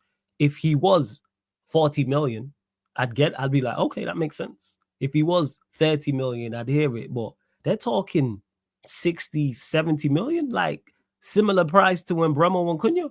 And people want to talk market opportunities and value for price. No one can't tell me right now that he's better than those two. I know he plays a different position, but I'm just talking talent. I keep saying this. Manchester United not only needs certified starters, we need players for now. Because anytime I ask anyone who says, oh, I rate Sesko, why don't you want Sesko? And I ask them to tell me about him, it's always future. It's always his potential, always his ceiling and what he can be. That's all well and good, which I can fully understand with a young player getting better. But we need players for now. And this new nonsense about resale value. We signed Højlund young. Højlund has performed poorly for 2 years. His value is now in the bin to the point that Leipzig have explored the conditions of a loan deal for Rasmus Højlund. Again, that's from Sky Sports. So that goes to show that age doesn't matter when it comes to resale value, people. You know what matters when it comes to the value of players? Performances on the pitch. You perform well, your price goes up. You perform poorly, your price goes down. Whether you're 21 or 31. Makes no difference. And when have Manchester United ever bought anyone with the plan in mind to sell them on for more money? How about you perform here?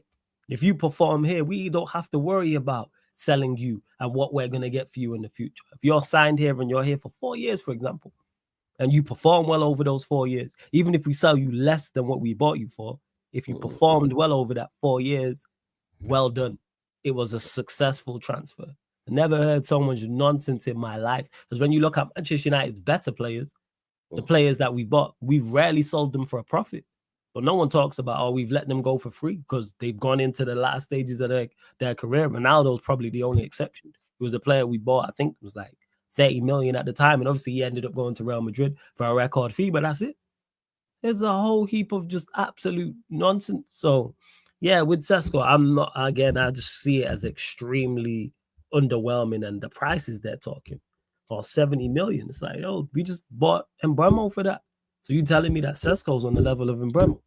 Hey, come on. And again, I ask people to give me what he's good at, and they talk about other things. It's happened a lot in this chat. So yeah, that's pretty much my thoughts on Sesko. Your thoughts, Dante, because obviously Arsenal was linked to him heavily before you went and got Gyökeres. One second, if you're on mute, you're on mute. Well, fam, you got to unmute yourself. This There we go. today, bro. Like, I don't even know what moving. It's cool. Gone again, Dante. It's all good, man. Partner, it's all good, fam. No stress, man. Technical difficulties, it happens, man. Don't worry about it. Yo, jump out, jump back in, fam. It's all good. It's all good. Don't worry about it. Yeah, gonna G, like, this is it. Like, with Sesko, it's kind of like, because people hear me talk about him, I don't think he's a bad player. I don't think he's a dreadful player. I don't think he's shit. I just don't think he's very good. On top of not thinking that he's not very good, he's not the profile that fits with Mbeumo and Cunha. If he was more a profile that fit with those two, I'd go, all right, I get it, I see it. But you're not really a profile that fits with them. So then you have to be out. And even his attributes, and it's like, when I've watched him a handful of times, I'm like, there's just nothing to your game. Like, decent, solid striker, yes. But that's it. Like, wait, we need to be getting better than decent and solid Premier League players. How about we go get very good players? How about we aim to get great players? I put both Cunha and Mbeumo in the very good bracket and could become great. That's why they are certified starters. We need very good. Not just good, not decent, not solid, not potential. Because bear in mind, I expect Cunha and Mbeumo to push on and get better. And it's all well and good having high potential and having a high ceiling. But what is your base level now? Even when Manchester United have signed young players in the past, they was good. Like we signed Rooney, for example. Rooney was nowhere near the level he became when Manchester United signed him, but he was at a certain level at that time. Same way Ronaldo was that way. Same way when you look at any of our successful players we bought who were young. So if they was 18, 19, 20, 21, 22, the successful ones I'm talking about, ones we revere and go, yes, they got better, as you would expect a player to. Even if a player is 24, I expect him to get better if he's here 2-3 years. You should get, even if it's slightly, 26, 27, 28, you should get better. Yes. That's why I'm saying with Cunha and Mbeumo, I expect them to get better. Oh, it's only the comb. We good. Like, that's it. This is it. Yeah, the attributes and all that. So, like, yeah, there's just nothing to his game, Gunnar G, that makes me go, fine. He's just decent. Like, technically decent. People say, all right, he's got good, he can strike the ball well, so we'll give him that. Decent finisher, I suppose, his goal attribute. So let's say he's a decent finisher. Decent first touch. Good in the air, people will tell you as well.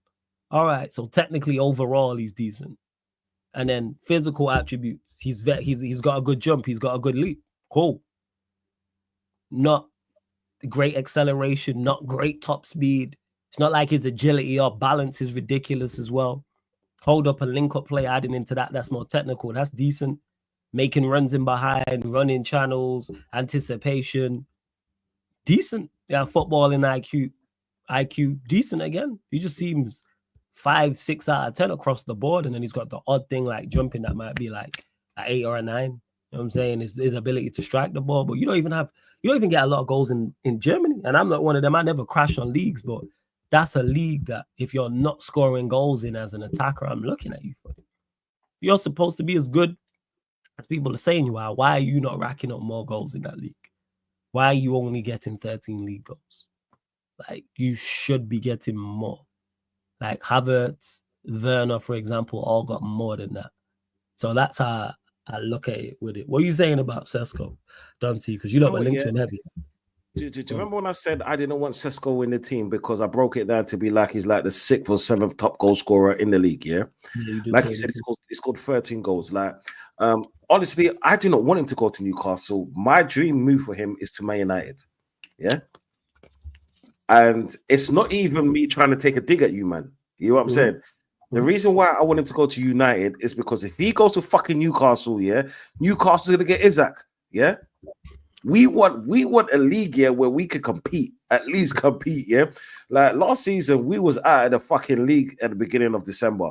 I don't want to be out of the league in fucking October. You know what I'm saying? It is what it is, yeah? If we could say, if he went to a team like Aston Villa, he'll do so good there. Should I tell you why? Because under a manager like Unai Emery, yeah, he will bring out the best in him because he's actually great with up and coming talent. Even at Newcastle, he'll do good there because take away my agenda from me, he'll do really good there. At Man United don't need a player like him just because of the price tag and the return is poor. Yeah.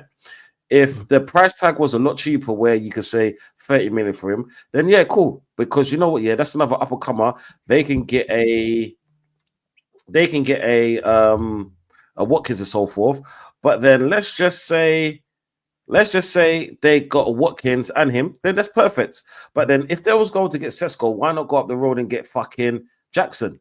Because if we're talking about Prem proven, because you know these pushers like to talk about Prem proven players, right? Then it is where it is. They know that he will get them 10 goals this season because he's Prem proven, right? Sesko isn't. You get me? Sesko is an up and comer. So I think that if Man United buy him, that it will show you that Man United hasn't gone forward in where they're supposed to be. It shows me that Man United has no real ambition. It shows me that Man United are still doing the same old thing that they've done over the last 8 years. Buy players and hope. Right now, they don't need to buy anyone to the equivalent of 70 mil. They need workhorses. They need people. They need the best players of the players that's around them so they can get themselves back into the top 8. Once they can do that, then you could say, okay, cool, we've got a banger of a striker, then we can buy a Sesko. Because they can afford to get someone like that to send him on loan. So if he does come, if he does come good, guess what? Then he's good. If he doesn't, then you can sell him for double the money. But right now, nah. No. He's a lot of bullshit for me. This is why I said time and time again, I didn't want him. Yeah, no, bro, he is, bro. Like, for a team like Aston Villa, for a team like Everton and them teams there, Crystal Palace, whatever, he'll be a great player. But for a team like Man United, I'm sorry. In my opinion only, yeah, as much as I hate Man United are a juggernaut team. They are in Premier League era. They're the biggest team in Premier League era, is what I'm saying. Yeah. There's a reason why when people talk about Man United, they still have that kind of respect for them. There's a reason why teams, no matter where Man United may be in the league, even though they finished 15th last season or 14th, who cares? Because that's the second tier shelf of the thing. That's just like me drinking Hennessy, yeah, right here, and then man drinking Tennants and stuff like that. That's the bottom tier of it. Is where it is. You know what it is. I wish you would have finished 17th for one of the European trophy, man. Sorry, go on, as you were. Sorry, say that again. I said, I wish we would have finished 17th and won a European trophy. But go on, but you didn't, so that's okay. You know what I'm saying? But you didn't. It's okay, brother. You know what I'm saying? You had your chance. You had your chance, yeah. But you man gave the thing to the side, bitch. It is what it is. You know what I'm saying? It is what it is. We're not gonna do this right now, yeah. Because Rude boy, yeah. I'm just saying, like, I know you hate me when I say this, blood, but it's just like I have to say these things, blood. You know what I'm saying? Like, there's the top shelfers, like the Hennessy, and then there's the bottom shelfers, like the Tennants, blood. You get what I'm saying? It is what it is. Diamond Whites and all of that. WKDs. You know what I'm saying? You're from North. You understand what I'm talking about. You get me? I'm not trying to disrespect anyone, but it is what it is, family. Yeah. But no, regardless of that, Man United are a juggernaut team, yeah?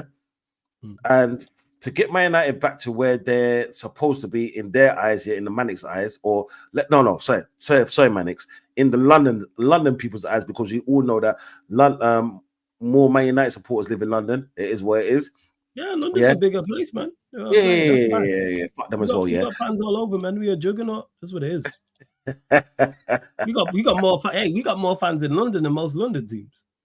No, you haven't, but it is what it is. You know what I'm saying? You got more London fans that are Man United than you got Spurs fans. I get that because fuck Spurs, no one cares about Spurs. It is what it is. We all know that, bro. You know what I'm saying? And we got more Manchester United fans that support Spurs than Spurs. It is what it is. Like yourself. You know what I'm saying? You're a diehard. You get what I'm saying? Like we got man like Emden that's cussing Spurs all the time. Yeah, I'm saying, and then we got you that's got a teddy bear. You hear me? Yeah, that's got a teddy bear. Yeah, not even fucking just.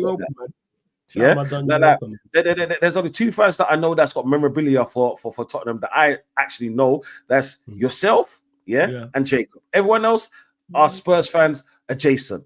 You get me? Yeah, but it is what it is. Yeah, but yeah, for Man United, if they were going to buy Sesko, I think that's a terrible move. Terrible move, bro. Yeah, because it's not that you got Højlund and you got Sesko. Yeah. We all know he's not going to pay Xerxes, and the thing is, I was listening to Connected the other day, and I was agreeing with him 100%, bro. You know what I'm saying? Where it's like you're gonna have Xerxes on the field, I mean, in your bench, but then you'll play Sesko, which is no better than Højlund. That's just like me saying last season, let me not play Havertz and play Moreno. You get me? Even though them man score goals, right? I won't take that away from them. I don't want them in my team because they're not good enough to get me to where I need to be. To get you lot back to where you need to be, buying Sesko will be destroyous. You get me? But it is what it is, bro. Like I always say, I'm happy for Man United to be in that position. They finished 15th last season. Let's hope they can do one better and finish 16th. Amran, please stay for the rest of your footballing tenure. Us Arsenal fans love it. Yeah, we love it. Flawless might not, but it's not always about flawless. Okay, we love it. This fucking guy,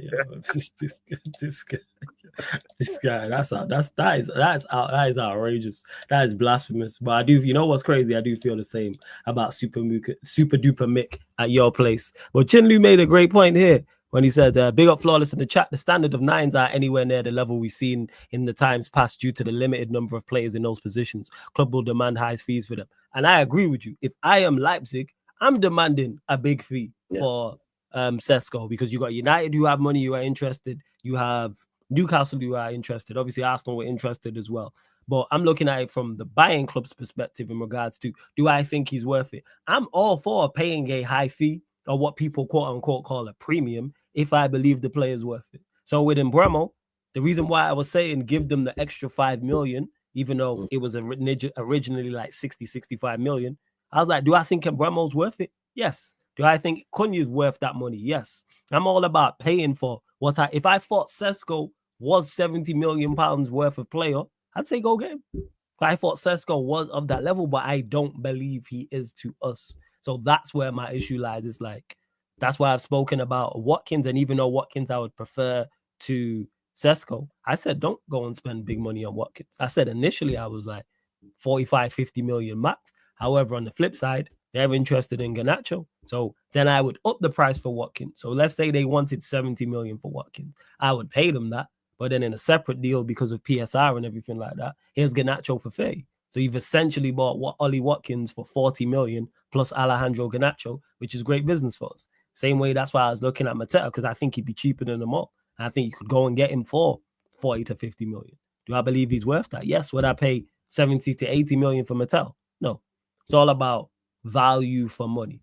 Cunha and Mbeumo are value. Them are 60, 65, 70 million, £5 million players. I get it. Sesko, no. There's nothing about him that screens 70 million as of right now. But they can value him at that. So I hear what you're saying, Chin. I do hear that. But it's just for me. It's like, yo, I agree with you that, bro. It's all about what's value for money nowadays, and instead of just buying the players for what they are. You see, the thing is, I don't think that there's a pool of, there's not a big pool of, let's say, strikers. Yeah, there's not obvious pool. The obvious pool isn't. I don't think there's a big pool of players in general. What I think is, teams are scared to take chances on unknowns. Yeah, on, like, let's say League Ones, League Twos, and so forth. You know what I'm saying? Because I'm sure if scouts went back to remember the good old days when scouts was in Africa, or in those continents. That's the thing, though. Don't see there is players out there. It's just that again, scouts. I just think I think recruitment teams get away with murder. It's like they would rather pick a player that they've heard of. It's like managers these days are playing fucking what's that Football Manager. You know what I'm saying? It's like they're playing Football Manager for real. You get me? Instead of having the scouts in the countries or in the leagues where they should be. You know what's crazy? People at Football Manager will do that. When I played Football Manager, man would send scouts everywhere to try and find players. Everywhere. Yeah, to try and find because bro, I'm telling you that there's players out there. It's just like I'm sure there's a Gyökeres in League Two. You know what I'm saying? There's a baller like that, and it's the thing. That's how we became to go to where we did in fucking Portugal. That's where he went to first, sorry, from League One, whatever it was. Yeah. Yeah, so there was in the championship, and then went to league, and then so there is ballers like that out there. But guess what? These Premier League teams are so shook to fail. It's ridiculous. You get me? It's fucking ridiculous. See, I'm not gonna judge football from, let's say, 10, 15, 20 years ago because it's pointless, isn't it? Yeah. They don't make ballers like that no more. They're like ballers these days. First and foremost, you got to be a great athlete, and then have ball control secondary. You know what I'm saying? If that wasn't the case, then we wouldn't see players like Garnacho and Martinelli. You know what I'm saying? Yeah, but it is what it is. But then in the championship, there's ballers out there. Yeah, in what is it? Serie B, there's ballers out there. But then that's why I don't hear when people say value for market. There's the obvious striker market. There isn't a lot of strikers who we can both point to and go get him, or him. There's not a long list like that. But there's strikers out there. Look at Isak's a prime example. You got Rasmus Højlund. So what other striker would you need, bro? You got 0021, bro. Yeah. We thought 007 was a bad man, shaken, not stirred. But you got 0021, bro. Don't wake me up, brother. That's what we're gonna call him, bro. You hit me, yeah. So what more strikers do you need, family? You don't need no one else, fam. Yeah. You got him, bro. You need a left winger, man. You know, don't need a left winger, but bro, guess what? But he still won't go 0021, blood. He won't even go 007. You know what I'm saying? We got Madueke, and as he's gonna be, yeah, he's probably gonna score before Højlund.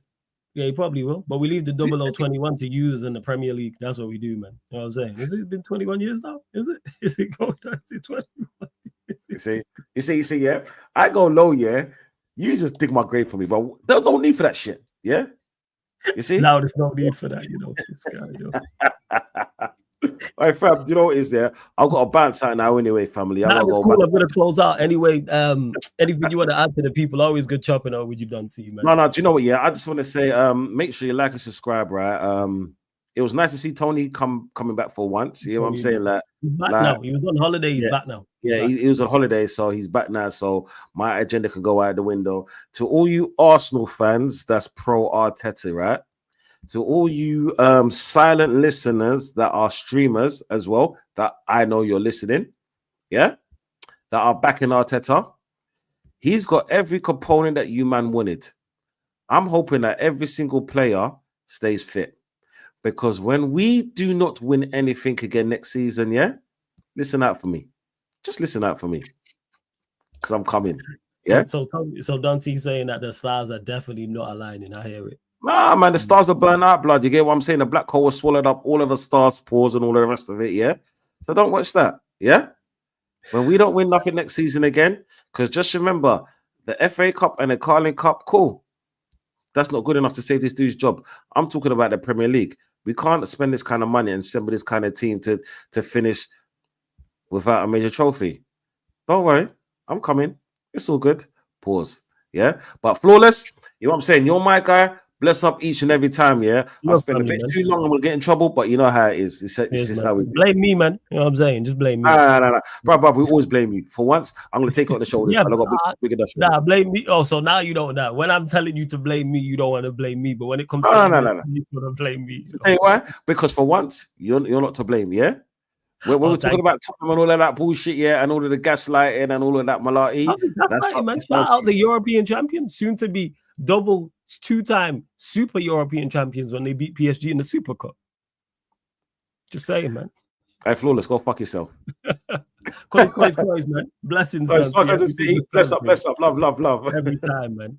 Shout out to Don C, man. You lot, make sure, again, follow all the man them, subscribe to Tony Claude Gunner TV as well. Big up Lex. I think he's just rejoined the membership, but shout out my G Lex every single time as well. We're supposed to do the Yardman show, but not everyone's around, so we're going to move that. But I'm not going to leave you lot without a show. I'll never do that. So I'm going to do a sports Q&A solo one, real quick one, probably about an hour max. I say that and watch me be there for 3 hours. Probably like an hour and 15 max, where I get to the chat and the members and the questions and all that stuff. So it's going to redirect straight to that, people. But big up to Lex for rejoining the membership. Appreciate that, Lex. Link for the memberships in the pinned comment. Run up the likes on here, hit the subscribe button as well. And it's crazy how Tony was talking about congrats on hitting 15.3, because we're closing in on 15.4 subscribers. So we are 4 short. We're at 15,396. We are 4 subscribers short. 4 subscribers short of 15,400. But big up to everyone in the chat. Big up all the members. Big up all the regulars. All of the new people as well who are watching, subscribed. Everyone on all the audio platforms as well. And this is the new day, new time slot for this show. So during the season, it will be Saturdays, 10 p.m. May even push it earlier to 9:30. But for now, Saturdays, 10 p.m. unless Arsenal are playing Sunday. So if Arsenal have got a big game, I'll move it to the Sunday. So, for example, opening day is us versus them Jokers. So then it makes no sense to do the show the day before. Makes sense to do it the night of. And then they play, let's say they have a big game against City on a Sunday, for example. Then I'll move it as well. But like I say, big up to all of you lot again. Big up all the members. Big up all the moderators. Big up all the regulars. Big up all the new people. Big up everyone who's in the chat. Big up everyone who's just watching and has it on. Big up to everyone watching this back afterwards, because I know there's a lot of people who do that as well. Shout out to the audio listeners. I'm not forgetting you lot. Spotify, iTunes, SoundCloud, etc., etc. But like I said, people, we're going to redirect to the sports Q&A solo. So I'll be answering questions about United, Arsenal, Isak situation as well, sports Q&A solo. So get your questions in, people. And this has been the Manchester United Arsenal show. Man United pod, gonna talk from the Arsenal pod, live on the Sarcasm City TV YouTube. Thank you very much for tuning in, and literally see you lot in a couple minutes. Big up.